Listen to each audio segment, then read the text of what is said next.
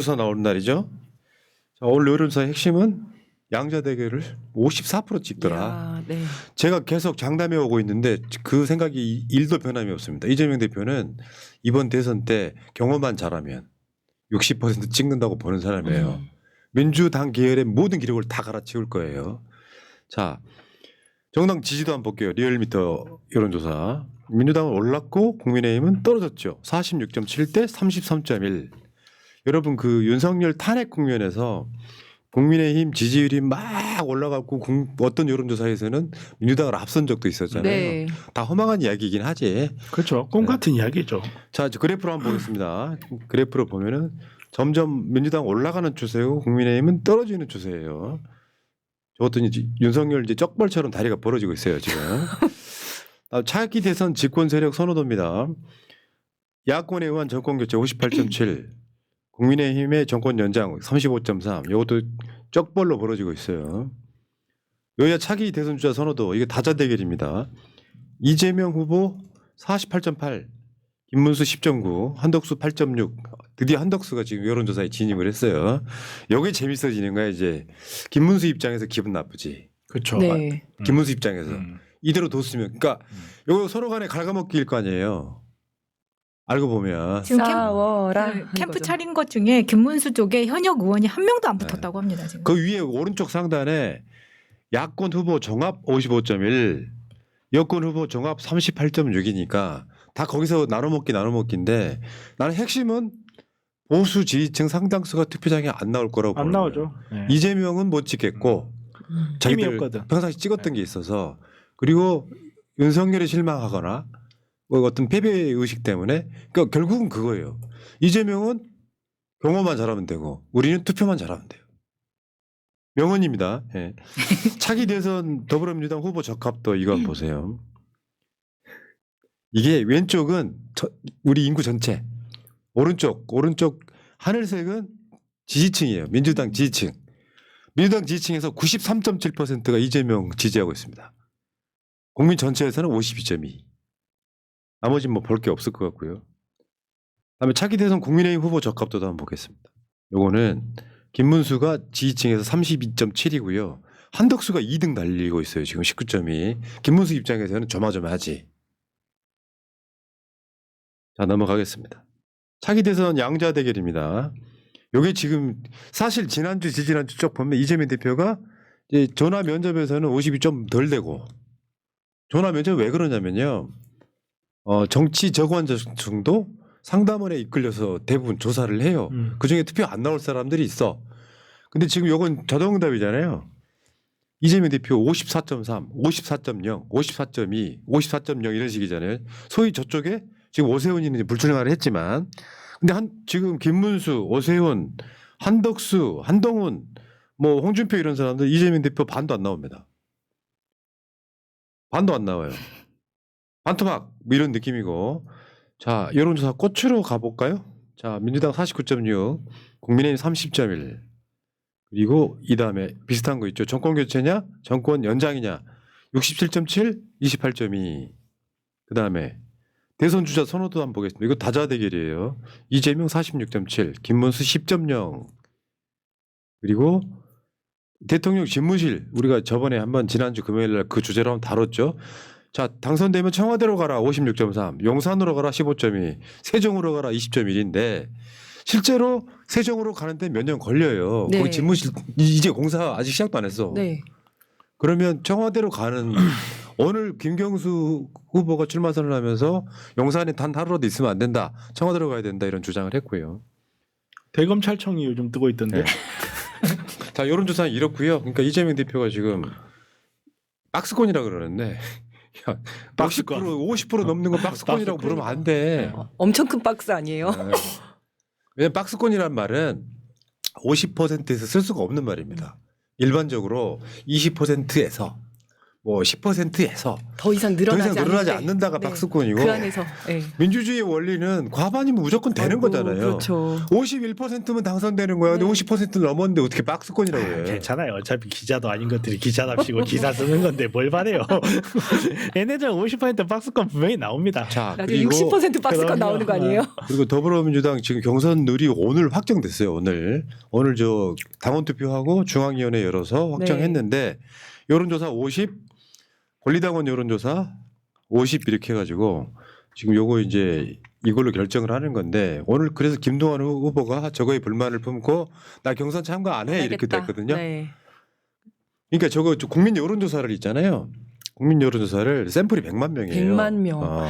원래 보통 할 때 1000명씩 하잖아요. 1000명의 1000배인 거죠. 1000배. 아, 그렇진 않아요. 아니에요. 그 1000명도 네. 안심번호를 한 몇만 개 받아서 하는 거예요. 음. 그 중에서 이제 무작위로 전화를 돌리는 거니까. 그래서 100만 명 대상으로 하는 거잖아요. 요게 지금 민주당이 총선 때 약간 재미를 봤어요. 음. 용인 같은 데는 용인 지역에 5만 명 샘플 갖고 있다가 그중에 무작위로 전화를 때려가지고 누구 찍을래?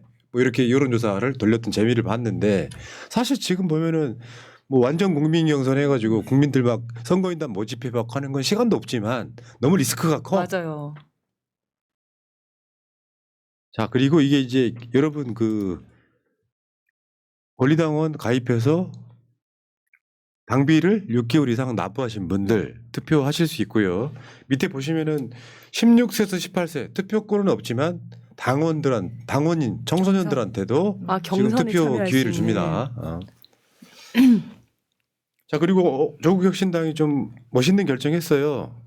4시간 토론 끝에 야당 유력 후보 총력 지원하겠다 이렇게 됐거든요. 사실 저렇게 하기가 공당은 쉽지가 않아요. 쉽지가 않죠. 예. 왜냐하면 내년 지방선거도 있는데 대선을 안 뛰면 조직이 죽어요.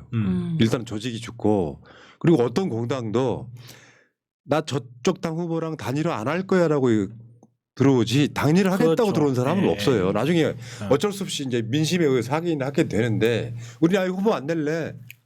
그냥 민주당 후보 밀어줄 거야. 누구라고 말 안 했지만 그냥 이재명이잖아요. 그러니까 0.76%로 패배할 때도 자기네들 공당이답시고 바닥바닥 기어 들어온 애들은 그런 최후를 맞이하는 거예요. 정말로 지금 같은 때는 사실 조국혁신당이 대표를 낸다고 해도 저는 대세에 변화는 없다고 봐요. 그래도 지금 같은 상황에서도 압도적인 지지율을 위해서 이런 결정을 내잖아요. 제가 알고 있기로는 4시간 토론했다고 하는데 한 10분 만에 끝나고 3시간 50분 정도 덕담하고 있었던 걸로 알고 있어요. 4시간 동안 막 치열하게 막 격론이 벌어진 게 아니야. 그럽시다. 이번에는 그렇게 합시다. 다을 때 모르겠는데 정말 약간 좀 그런 대승적인 분위기에서 결단을 내린 거죠. 그러니까 저거는 뭐 무슨 말을 하겠어요. 저기다 대놓고. 그러니까 조국혁신당은 저 정도로 지금 저번에 김선민 권한대행 나왔을 때 예. 나한테 그 얘기 똑같이 했거든요. 이재명 대표를 물론 그때는 오픈 프라이머리 주장할 때이긴 합니다만 이재명 대표를 강력한 대통령으로 만들고 그럼요. 싶다가 예. 다른 당 대표 권한대행 그러네요. 이야기였어요. 네. 그러니까 요거는 지금 근데 김두관 후보는 야, 경선들 불만 있어. 이렇게 말하자면 김두관이 뭐 국민 경선 같은 걸로 해가지고 이재명 대표랑 좀 필적해볼 만하면 그 주장도 일리가 있거든요. 그러니까 그리고 나는 되게 뻔뻔하다고 생각하는 게 자기 뭐했어? 당원들한테 그 오랜 시간 동안들한테 당원들한테 지지받을 만한 행동을 못하고 거기에 부끄러워해야지. 경선 룰에 문제가 있다. 경선 룰 도대체 어떻게 하면 니한테 유리할 것 아니, 같냐? 그 경선을 바꿔주면 본인 1등 할 수 있어요? 그러니까 내 말이 그런 그 사람들이 말이에요. 많아요. 지금 김동연도 그렇고. 그러니까 정신들 차리셔야 돼. 이재명 지지층 지지율 아까 보셨잖아요. 93%예요. 93%는요. 이 통계학에서는 100이에요. 100. 그 당연하죠. 93%면 정말 아유 그 뭐 무슨 의미가 있나? 저번에 그랬었잖아요. 뭐 일극체제 그런데 왜 뭐 그때 아마 김경수 전 지사가 했던 말 중에 하나인데 맛집에 가면 메뉴가 하나만 있는 건 좀 그렇다. 근데 사실은 그렇죠. 사이드 메뉴 한두 개는 있는 그 거예요. 진짜 메뉴 맛집은요. 원래 하나밖에 없어. 원래 그렇죠. 딱 들어가면 문어도 안 봐. 네. 특 보통 이것만 그러니까요. 물어보지. 맞아요.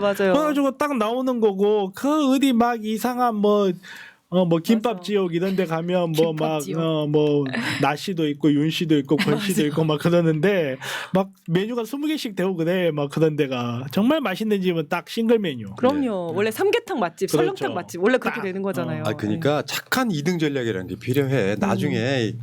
이재명 시대 이후에 뭔가 이제 고만고만한 사람들이 부딪힐 때 대비해서라도 왜냐하면 이 기억들은요 김동연하고 김두관 두 후보는 계속 그런 식으로 약간 불만을 표시하잖아요. 마치 자기들이 이길 수나 있는 것처럼. 아 저는 좀 뻔뻔한 특히 김동연 씨 같은 경우는 진짜 저는 이런 말까지 해야 돼 싶은데 사람 아닌 것 같아요. 자기가 정말로 이걸 뭐 누구의 은덕이라고 이렇게까지 표현은 못하겠지만 자기가 정말로 그 민주당과 합당하지 않은 김동연 자연인의 상태에서 경기도지사 될 수 있었을까요? 제가 봤을 때는 시의회 의원도 못해요. 솔직히. 아 그러니까 저 김동연 하는 거는 그냥 제2의 홍남기다 이런 이야기를 계속 하고 있는 거고요. 자 김동연 넘어가시고 오늘 이재명 대표가 그 AI 퓨리오사 AI 방문했죠. 첫 일정이 그러니까 본인이 이제 K 엔비디아를 주장하는 분으로서 사실 이런 거에 대한 이해도가 난 저 회사를 찾아내는 것도 난 되게 신기하게 보였었거든요. 가서 이제 뭐 이거 보고 왜냐하면 이게 아마 대한민국이 앞으로 미래 먹거리 그렇죠. 여기는 이제 국가가 투자를 해야 되는 상황을 네. 만들어야 될 거고 이제 메모리형 반도체, 메모리 반도체도 그 하이닉스하고 삼성이 재미를 많이 봤는데 지금 이제 메모리 반도체보다는 비메모리 반도체로 넘어가고 있는 상황이고 물론 그렇다 해서 메모리 반도체가 필요 없는 건 아니지만 근데 비메모리 반도체 중에서도 가장 지금 대표적인 사업이 GPU 그리고 GPU가 대표적이 된 건 인공지능이거든요.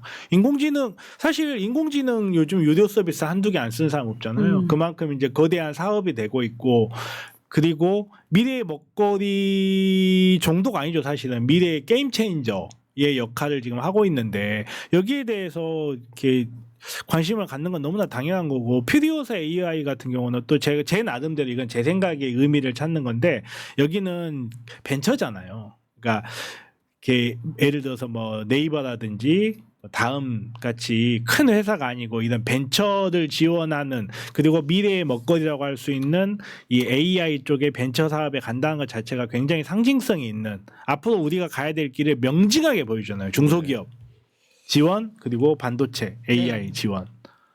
예, 알겠습니다. 근데 이제 이게 있어 다른 걸 떠나서 저것도 AI도 지금 대한민국의 먹거리 경제 이런 거거든요. 네. 근데 지금 경제는 이거 이재명 대표가 되면은 지금 내수 살리는 거는 이번에 추경 10조 한다면서요. 그 중에서 대다수는 산불 예산이라면서요. 근데 전 세계적으로 한국만 그런 게 아니고 전 세계적으로 대규모 추경하고 있거든요. 네. 근데 지금 봐봐요. 내수 침체에 숙박 음식업 22개월째 역대 최장 불황. 진짜 현장 나가보면 너무너무 힘들어요. 아 진짜 장난 아니에요. 네. 네. 제가 이제 뭐 명절 때 인사를 하러 가도 점심에 사람들이 하나도 없고 보통 이제 24시간 해장국집 하잖아요. 24시간 할 수 있는 데가 거의 없어요. 네. 맞아요. 9시, 10시 다 닫아요. 코로나 그냥. 이후에는요. 실제로 24시간 음식점이 거의 없어요. 사라지기도 했고 네. 그럼 낮에라도 잘 돼야 되잖아요. 지금 그다음 그래프 한번 봐봐요. 최근 5년간 폐업 사업자 추이 사실은 문재인 정부 때는 떨어지고 있었거든요. 네. 폐업하는 숫자가 코로나임에도 코로나 때도, 불구하고 네. 100만 정도가 코로나 잘 견뎠는데 갑자기 윤석열 접어들면서 갑자기 팍 튑니다. 코로나19 윤석열 22 아주 그냥 난리가 아니야. 그러니까요. 한 달에 100만 원도 못 버는 자영업자가 1000만. 저게 2023년이 저런데 2024년 더 올라갔을걸요. 그렇겠죠. 네. 내란하고 그렇죠. 하면서 내란 완전 때문에 난리 완전히 났었죠. 아니 주말에 그 회사 근처에 되게 유명한 좀 참치집이 있어요. 네. 거길 갔는데 토요일 저녁인데 한 테이블 저희 한 테이블. 거기는 특활비 때문에 그런 거 아니에요? 아 그런가? 그랬다가 자, 알겠습니다. 여기까지 1부 마치고요. 지금은 무슨 시대? 이재명 시대. 입안 맞춰 봅시다. 네. 지금은 무슨 시대? 이재명 시대. 그러니까요. 억지로 하니까 이상하네요. 자, 광고 짧게 하겠습니다.